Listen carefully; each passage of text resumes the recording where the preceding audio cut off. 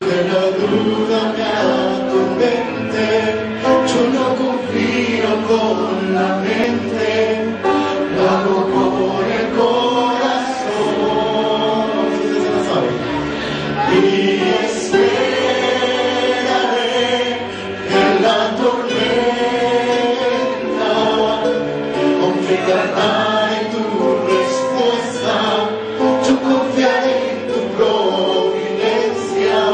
Tú siempre tienes el control. Así esperaré. Y esperaré pacientemente, aunque la duda me atormente. Yo no confío con la mente, lo hago con el corazón, lo hago con el corazón. Y esperaré en la tormenta, aunque tardare tu respuesta, yo confiaré en tu providencia. Tú siempre tienes el control. Esperar en ti, difícil se me es. Mi mente dice no, no es posible. Pero mi corazón confía en ti.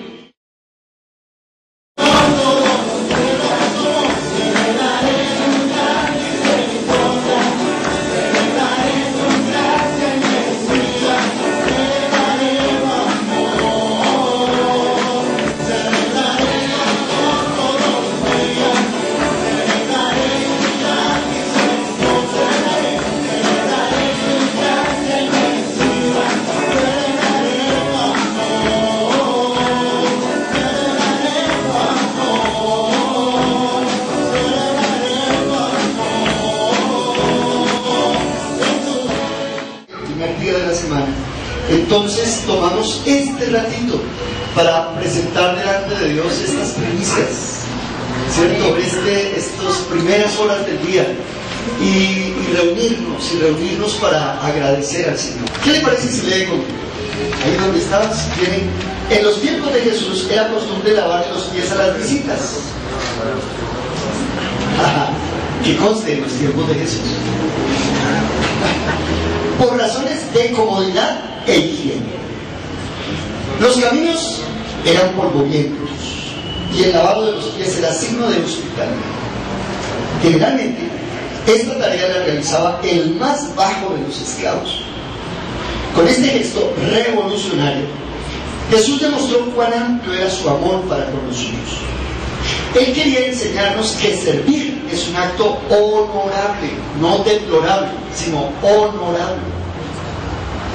En un contexto donde ser humilde equivale a ser débil, Jesús se quitó la ropa exterior, se puso una toalla alrededor de su cintura, como vestía a los siervos, y sirvió a los suyos. La crisis financiera que enfrenta el mundo, la desesperante violencia, el alejamiento de Dios de nuestros pueblos, son grandes oportunidades de servir. Busquemos servir con el mensaje de redención y dejemos que el Cristo resucitado nos equipe para servir a pesar y gracias a todas. Gracias, hermanos. Hermanos, una de las cosas que más cuesta en la vida no es aprender las funciones algebraicas. Una de las cosas que más cuesta en la vida no es todos los códigos de procesamiento civil o penal, los que estudian derecho, ni tampoco todas las leyes, ni las cuentas. Ese no es lo grave en la vida. Lo grave en la vida, ¿saben qué es? Aprender a servir. Porque uno se llena de prejuicios. ¿Qué es lo que uno suele hacer? Uno lo que suele hacer es fraccionar y discriminar Y al discriminar, pues entonces uno privilegia a unos y acusa a otros. Dice la Biblia, este acto revolucionario de Jesús, pues bueno, fue un acto revolucionario. Les hago un par de preguntas. ¿Ustedes sabían que Pedro iba a negar a Jesús? No lo sabíamos. Si estuviéramos en ese momento, ¿cierto? No lo sabíamos. ¿Pero Jesús lo sabía? Sí, sí lo sabía, ¿cierto? Lo sabe todo, hasta lo dijo. Hasta él lo dijo. Y sin embargo, Jesús le lavó los pies a Pedro. Jesús sabía que Tomás iba a ser un incrédulo. Por supuesto que lo sabía. ¿Y qué hizo Jesús? Le lavó los pies. ¿Creen ustedes que Jesús sabía, por ejemplo, que Judas lo iba a traicionar? Claro que sí, claro. ¿Y qué hizo Jesús? Le lavó los pies. Tremenda cosa. Y esto es un acto sobre el cual es necesario que nosotros como que volvamos nuestros ojos a este glorioso llamado de lo que Dios nos comparte respecto a la humildad, a la mansedumbre y a asumir nuevos retos. Con esto en mente, con esta lectura en mente y con estas palabras en mente, quiero que volvemos nuestros ojos a Josué capítulo 3, el Jordán. Hay muchos elementos en la Biblia que nosotros los vemos y casi que pasaran desapercibidos. Pero recuerden que como la Biblia es y contiene la palabra de Dios, entonces esta palabra de múltiples maneras transmite para nosotros un mensaje directo, histórico o simbólico. Y dentro del estudio bíblico, dentro del estudio teológico, existe una rama que se llama simbología bíblica o tipología bíblica. Y dentro de esta rama del estudio teológico descubrimos de algunos elementos, lugares o términos que representan, más allá de lo que etimológicamente representara, debe de tener una significación de aplicación y de construcción para una enseñanza de tipo espiritual. Pues bueno, ese es el caso del término Jordán.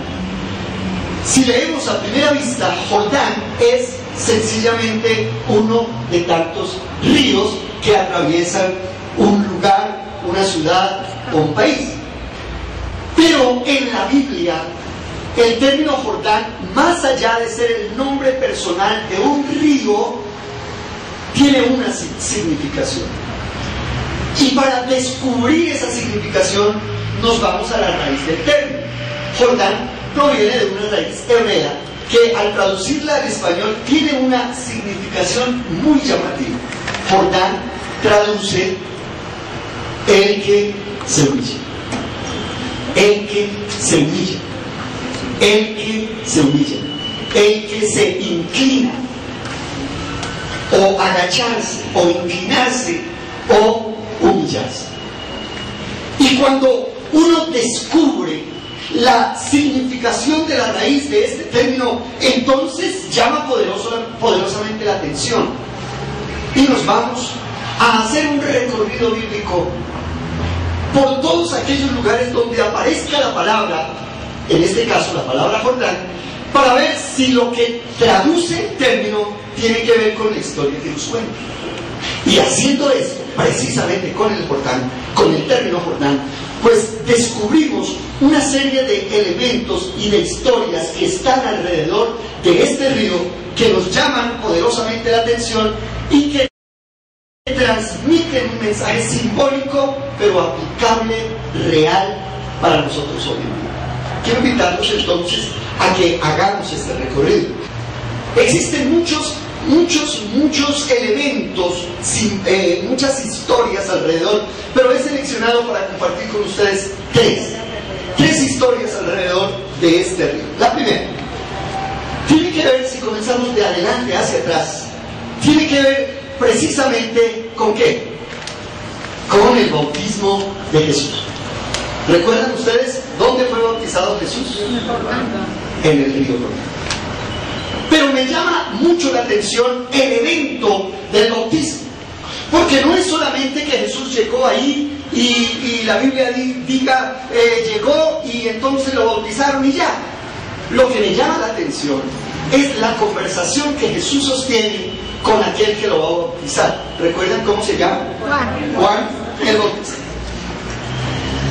Jesús llega donde Juan el Bautista y le dice: vengo para que sea bautizado. Y Juan el Bautista riposta diciendo: no, soy yo.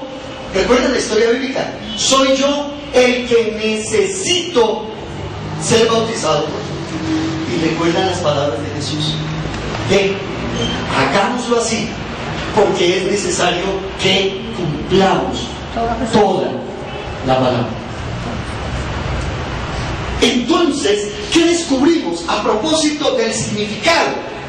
A pesar de que Jesús es Jesús, el Hijo de Dios, en obediencia se somete a la autoridad que en ese momento es Juan el Bautista. ¿Me hago entender cómo vamos construyendo la simbología? Vamos con otra historia, un poco más atrás. Es la historia de un hombre que se llamaba Naamán. No era israelita. Naamán era un general, un alto funcionario del ejército que más o menos en el siglo VIII gobernaba toda la región. Estoy hablando del imperio asirio. Asiria gobernaba, y militarmente uno de sus grandes directores y líderes era precisamente Naamán.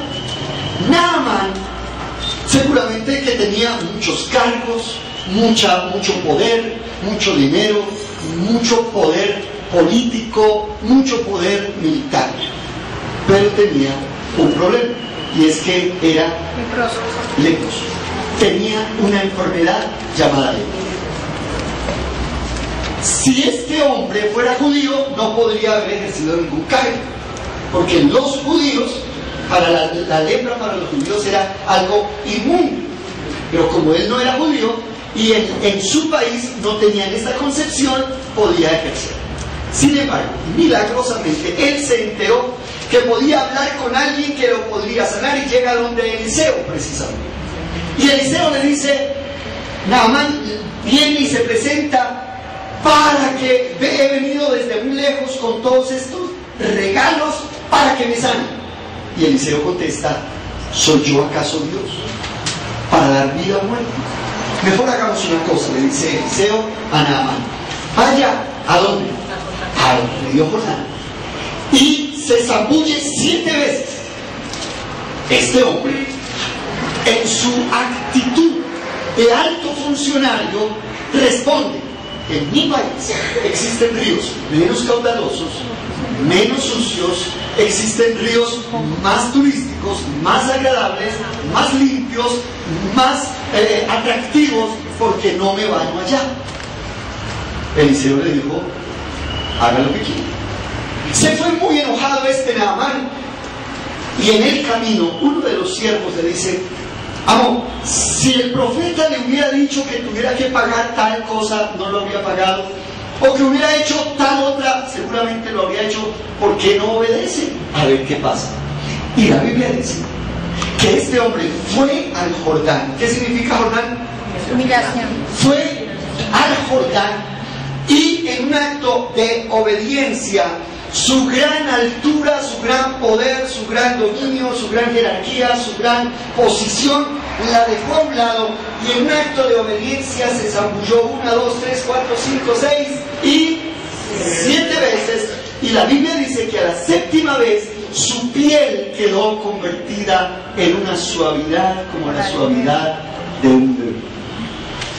Y entonces uno relaciona esa historia con el significado y se da cuenta que la historia confirma el significado, y así es como construimos la simbología bíblica. ¿Me estoy haciendo entender en esta clase de hermenéutica que estamos dando?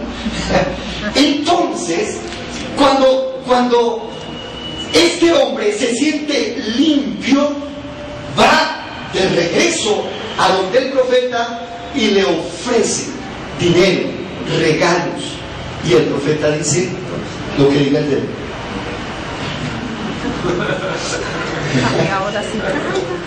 Porque la obra de Dios ni se compra ni se vende.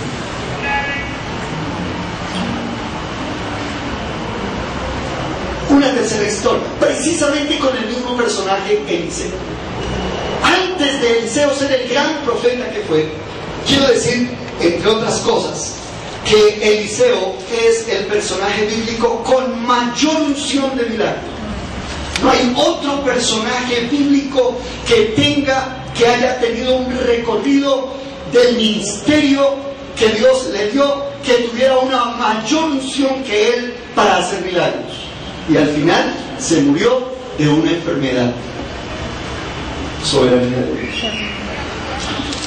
Y este hombre, entonces, antes de ser lo que fue, lo que llegó a ser como profeta, era un siervo, era el ayudante, era el maletero, era la persona que acompañaba al anterior profeta, que se llamaba Elías.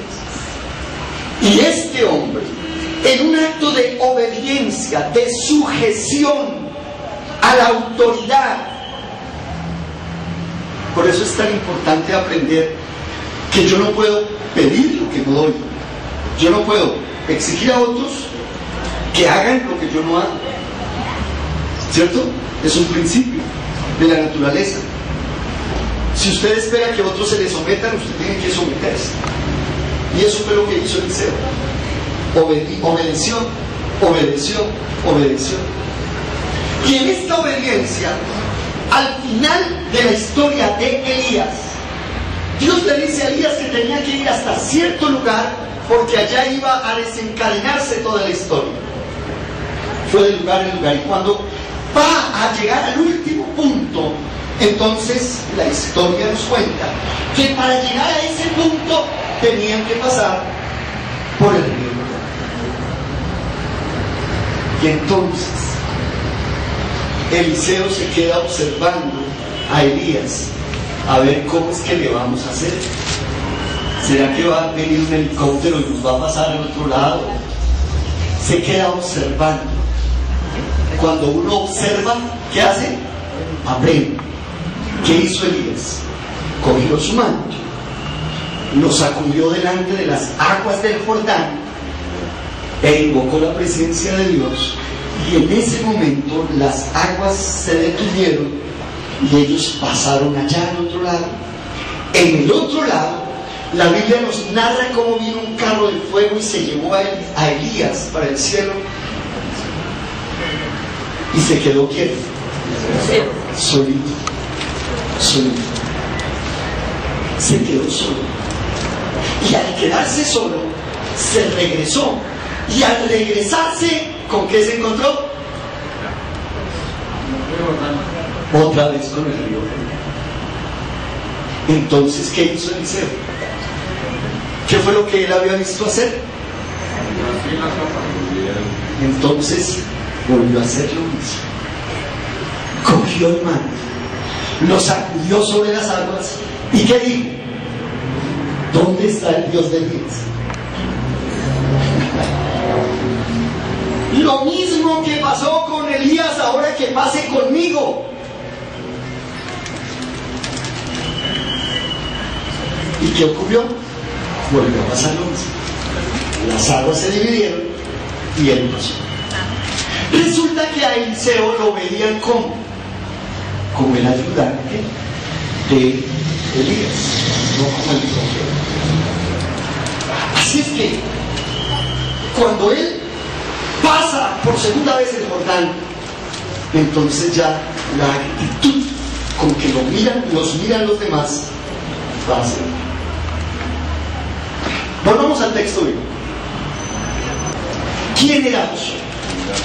Josué, la Biblia dice que desde bebé, desde chiquis, desde muy pequeño, todo el tiempo estaba al lado de Moisés, observando. Muchas veces Josué vio cómo iban a linchar a Moisés. Muchas veces Josué vio cómo vino el milagro de Dios. No había de comer. ¿Y a quién le pedían? A Moisés.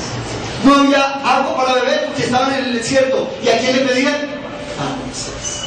Ahora están frente al río Jordán. ¿A quién le piden? No a Moisés, porque Moisés ya no está. Ahora ¿quién tiene que frentear? Y me llama la atención, observe el versículo 1 y 2, por favor. Me llama la atención lo que dice. Josué se levantó de mañana.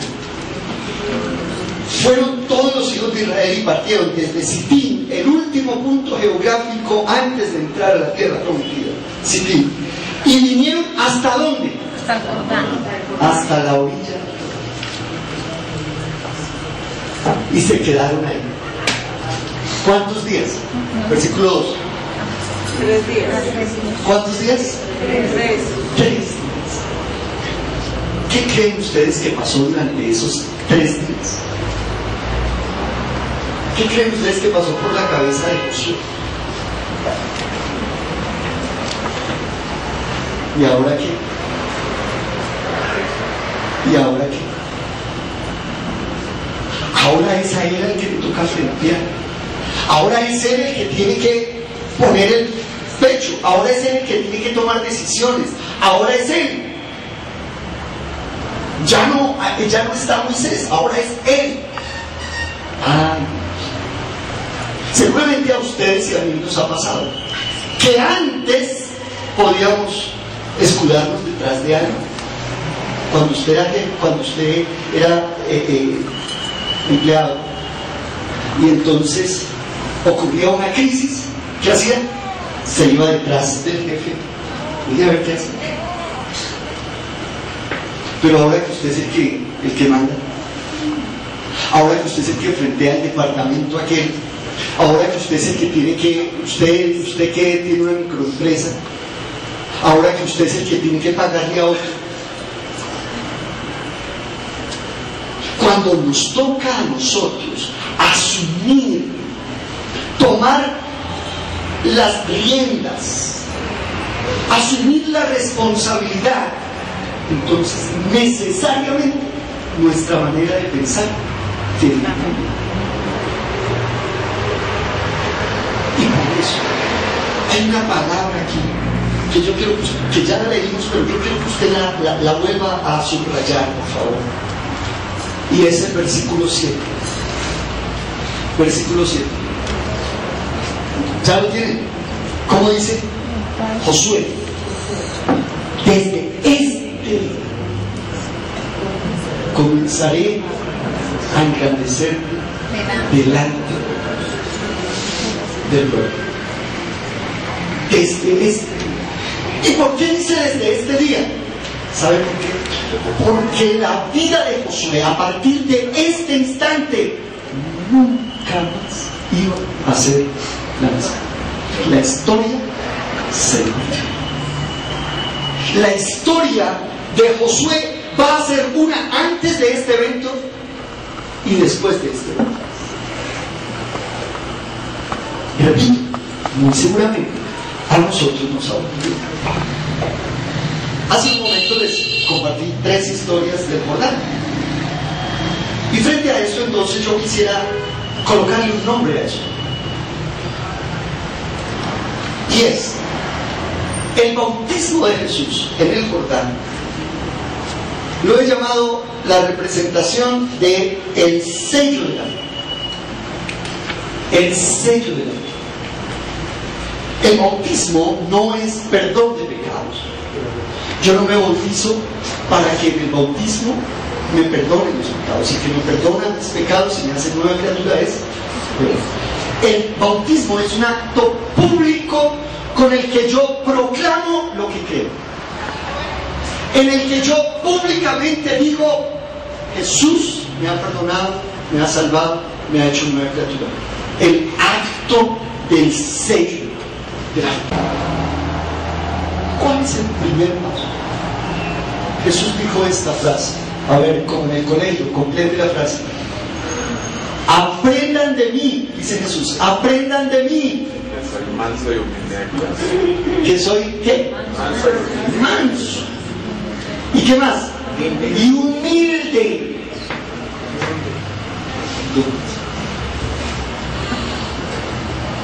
Porque si nosotros no tenemos la actitud, la reverencia, la motivación, la humildad, ningún dinero que usted tenga, ningún cargo que usted tenga,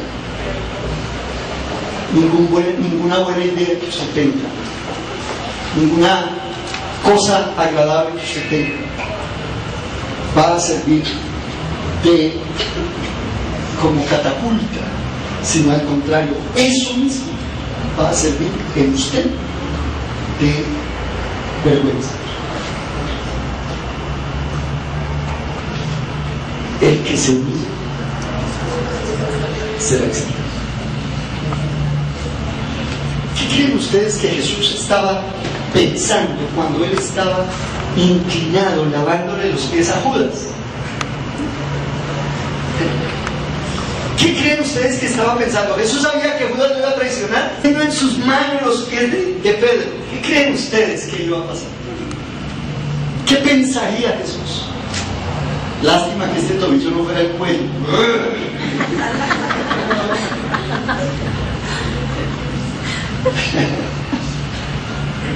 Quiero que observe, por favor, con mucho detenimiento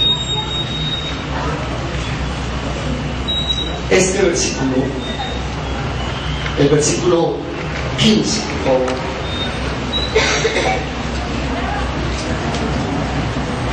Cuando los que llevaban el arca entraron en el Jordán, y los pies de los sacerdotes que llevaban el arca fueron mojados a la orilla del agua. 16. Las aguas que venían de arriba se detuvieron como un montón bien lejos de la ciudad de Adán. Y las aguas de abajo se acabaron y fueron divididas. Y el pueblo pasó en dirección de la tierra prometida. ¿Solo cuándo? ¿Solo cuándo? ¿Solo cuándo? Digamos, ¿solo cuándo? Cuando llamamos. ¿Cuándo nos humillamos? No antes. No antes. Iglesia, no antes. Yo no sé usted qué está esperando. ¿Qué milagro está esperando? ¿Qué provisión está esperando? Yo no sé qué condición está esperando, no lo sé. No sé cuál es la circunstancia que usted está esperando cambiar, no lo sé. Pero recuerde, las cosas se dan solo cuando usted da el primer paso. Si usted da el primer paso, Dios le dará dirección. Si usted no da el primer paso, usted no recibirá. Cuando usted da el primer paso, seguramente habrá temor. Cuando usted da el primer paso, seguramente las piernas le temblarán, el agua le mojará y usted sentirá miedo. ¿En qué momento se viene esta mole de agua sobre mí?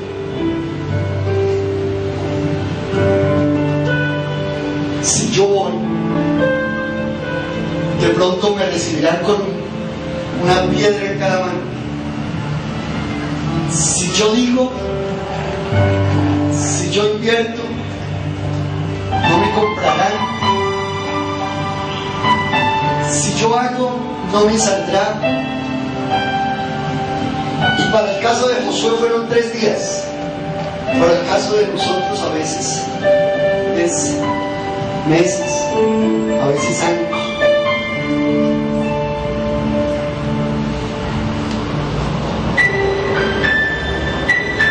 Pero recuerden, el que se humilla se esperaré en la tormenta, confiaré en tu respuesta, yo confiaré en tu providencia, tú siempre tienes el control, así esperaré y esperaré pacientemente, aunque la duda me atormente, yo no confío con la mente, lo hago con el corazón, lo hago con el corazón.